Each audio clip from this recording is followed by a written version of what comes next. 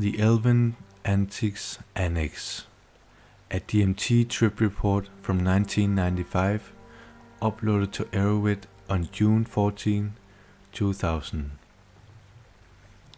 A composite essay of my first two DMT trips. Disclaimer: this is a pale reflection of bottomless mystery. The things I say it is now. These are but linguistic shrouds I'm able to cloak it in. Please don't think you know DMT from having read this. You don't. But do please consider trying some. Go extract it from a plant, then you will know. Everything here is with closed eyes, unless otherwise indicated. This is really the only way to go deep. The small wooden pipe was in my mouth and a match was coming to light it. The scenario almost seemed like smoking pot, except I knew the taste to be very strong as the complex, sweetly acrid smoke filled my lungs. Anyway, my pulse never raced like this from the anticipation of getting stoned. The first thing was a sense of dropping away, but to say downward would be too simple. There were all sorts of frequency modulations and crescendoed staccato pops as the trip descended. This sound data was quiveringly involved with these visual architectonic dream waters that were beginning to emerge, dripping and slipping amongst themselves, and my being became overwhelmed by vacuous gravity-like suction experiences which impelled me further in. Around me I felt a crowding in of beings, as if the Celtic fairyland of Fae had become momentarily co-present with where I was. I sensed them, but did not experience these creatures. The sucking experience took over for a while, then, driving the morphological acrobatics of these creatures. The sucking experience took over for a while then, driving the morphological acrobatics of space love that lay before me. There was something about it that makes me think of a voluptuous alien seductress with big fat lips pulling me to her body in the weirdest feeling embrace ever. It felt like I was being smeared sensually and lustfully around the space in some sort of vacuum tube funhouse. At this point, maybe a minute into the experience, I started picking up something like the Escher painting of all those sets of stairs, with figures descending by all manners of gravity, only its surfaces were emerald-isled of what I can only describe as fractal Medusa liquid, serpentine and sexy. There was a thought that I was in a room full of aliens and they were playing with me, but that somehow they had conspired to make me this way. The alien carne music bar on the planet Tatooine in the Star Wars trilogy seems relevant.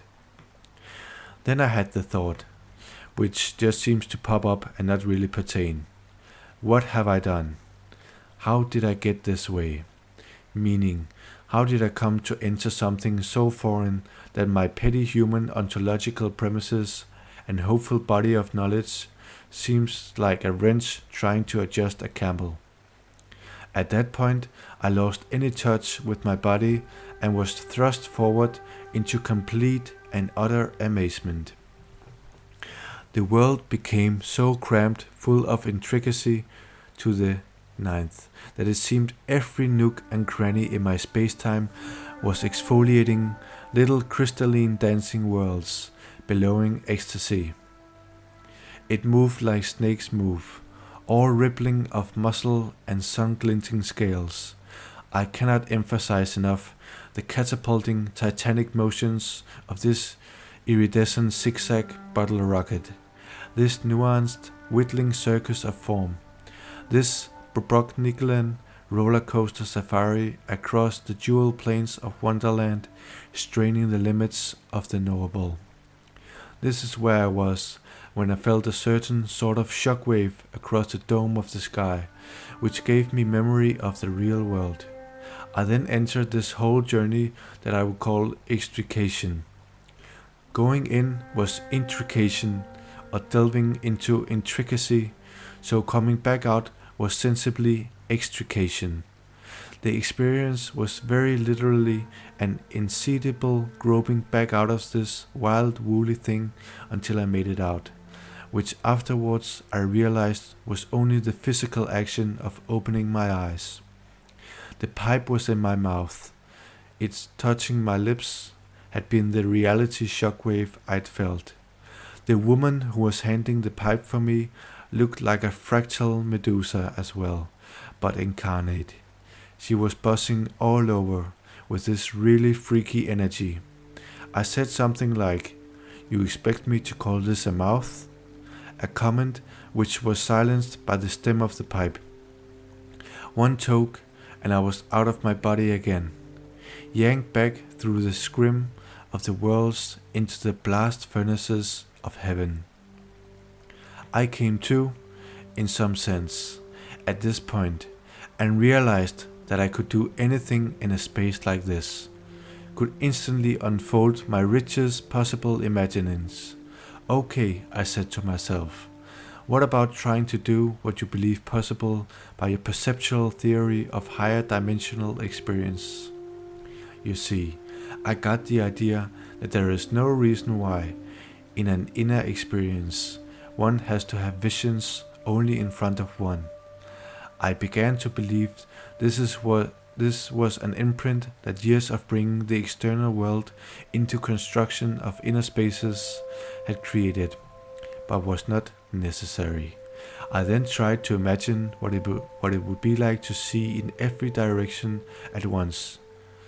For example, like, what would a ball look like if you could see every side of it at once? I could sense it, but not imagine it in my mind. So this is the challenge I set myself. It not only seemed to work, though with everything else going on inside, it was a bit like trying to do a sensitive physics experiment in the midst of a drunken bacchanal. But it did so immediately. I rushed upwards into this superspace that was a spun galactic ecology of stars, a swarming hive of dragonfly constellations. This was very profound, but in doing it, it seemed I had reduced the alien quality of what had been going on previous to this excursion. I let my will go then and tumbled forward into Elfland. Terence McKenna is apt in calling these entities elves. They are elves/not elves. They don't appear, they kind of ooze out of the woodwork seductively, and before you know it, they are there. The whole realm is infested with these creatures like nothing else you could ever imagine.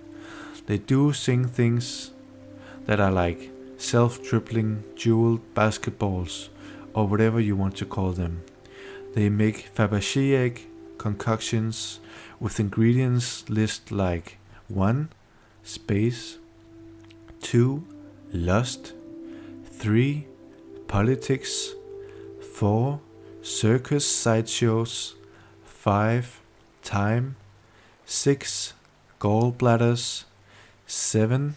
Existential notions of polyfidelity, 8. Cucumbers, 9. Beethoven's Fifth Symphony, 10. The smell of petunias, and so on. This is somewhat of an arbitrary list, but the point is, all my categories of mind fell away because they were being ceaselessly synthesized and resynthesized into these hyperdimensional objects, undulating along. It makes me think of getting home from school when your mother says that she's baked you some treats, only these are like no treats mom ever made, and when you see them you almost want to say, "Oh mom, you shouldn't have. I mean, you really shouldn't have." What you do with these elves is some sort of a game of catch. Only the physics of the game has been replaced by the physics of synesthesia. In catching the things they threw, in playing with them, I participated in the ineffable mysteries that there were. This place is the Georgian merry-go-round. Being there, I came to understand the Heraclitus fragment. The Aeon is a child at play with colored balls. It is this. As well I understand.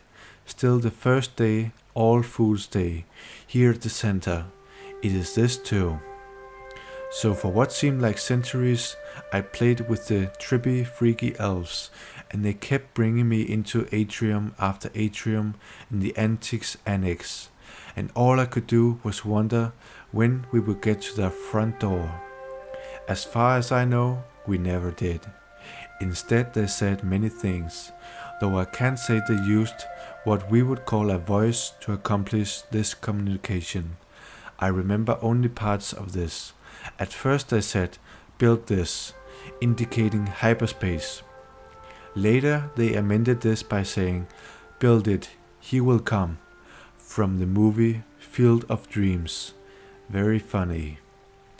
Then it was as though alarms started to go off, and the whole space was going through these quivering emergency elaborations. I get the image of a submarine movie sequence when I think back on this. Just when it has been discovered on the surface, the periscope retracts and the whole interior goes into haywire. Preparatory gymnastics as all the hatches are battered down. There is a phenomenally high energy dynamic associated with this part, as they try to get you out and shut the great bronze dancing doors of hyperspace. It is as if everything is charged with imponderable electricities and is racing around because someone shouted, "Places everyone."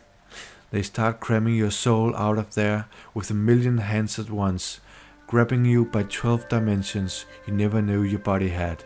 Finally, the thing shuts and there is a sense of finality to that, but just as soon you are on to the next thing.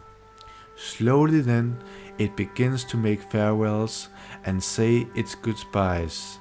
Ancient mythos holds that the world is supported by turtles all the way down, but as I came out of it, my sense was of jeweled great glass revolving elevators all the way down. I remember thinking that I was passing back through the 50,000 veils that the Sufis say the mystery was. One by one, and I clearly remember the awe I felt that each one of them was closed, sealed, and put away in a unique and voluptuous succulent way. It was without question the most beautiful goodbye I have known in this life. There was no regret of leaving or longing not to leave, just an overpowering acceptance of the imminent return. This went on, and upon opening my eyes, I had this very sap experience, and I was right back in this world. Amazingly enough, only 10 minutes gone. Slight tracers on light, and these gone too, and then these gone too. I was amazed of the idea that one could go back there, could in fact just go there, that where I had been felt entirely like it was a whole hyperspace, raging right next door. I remember saying, and being very sure of this as I still am now, "Those are the gods," by which I meant, of all the things I've experienced in life, they are the most like real living gods, and should be called that. It was very interesting to me that I didn't need to process a whole lot, which I usually require after the mushrooms. Instead, I think I was in a state of being so existentially surpassed by the quality of what I had just been a part of, that I couldn't muster any sort of conceptual or descriptive response to it at all. By default, I was just left with just a purity of acceptance for it. I just simply had nothing to put to it in any sense. Instead, I resorted to looking widely and deeply into other people's eyes, and by some existential perceptual force to impress upon them the utter beauty of what I had just been. This seemed to work somewhat, though probably not. I definitely felt I had been closer to the core of the real than ever before, and that this mystery is front and center to who we are as humans, who we really are. I felt very connected to my universe, very sensitive and strong and in touch with things, because I apparently have the gift of being able to remember it quite well. Others do not. I have to live with the memory of its being out there somewhere. Very real, very powerful, and very alive. There has not been an hour to pass since I did it that I haven't thought of it and tried again to reference it to this world, failing. I do feel it is a very important experience to have as a human being, and in some sense a whole lot safer than mushrooms or acid. I say this because I am aware that I usually have time and opportunity in a traditional trip to come up with weird ideas and believe them, which can be hell to integrate when things return to normal. DMT seems to be so awe-inspiring. One is just so floored by it that there is no chance for trying to figure it out. This is left for when you return. Spacecraft still steaming.